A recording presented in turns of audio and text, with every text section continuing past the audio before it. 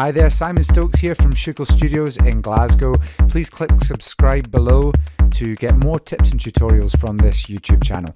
Today I've just got a quick one here. It's a little bit about working with drum racks, a nice little tip.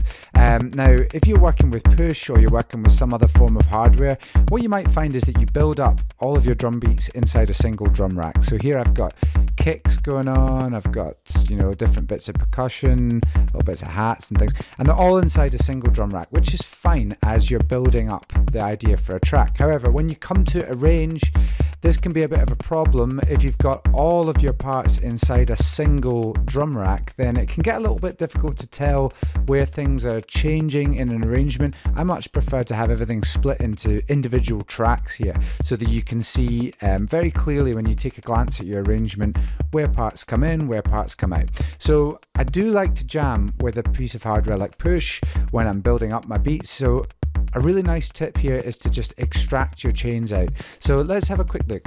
When you've got a drum rack, you'll notice at the top it's kind of like a group in Ableton. It's got a whole load of different chains in it. Each one of these pads is a different chain with its own set of effects on that chain as well. So if I look at the hi-hats here, you can see that it's just a simpler device really with glue compressor and EQ8, and all of these have their own effects and things on top of them.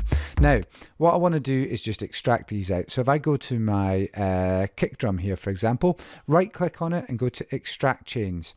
Now what that does is it creates a whole new track, new MIDI track with a new drum rack on it, and this track, if I solo it out, you'll see that it recreates the MIDI clips with just the part that I've extracted. So say for example this is just the kick drum, it's a bit loud there, but you can see it's just the kick drum part, got all the effects on it, and if I tab across you get all the arrangement parts here as well. Now let's put it at the bottom, let's stick that to the top. So that's extracted that out really simply, and it's muted, it's taken it out from the original track. You see how it's disappeared from there, and on the new track that's all we've got. So it's a really nice way of taking a big drum rack full of percussion and just splitting it out into different tracks. So like I said, click subscribe below for more tutorials like this, and be sure to check out our Shugle Studios courses on ADSR.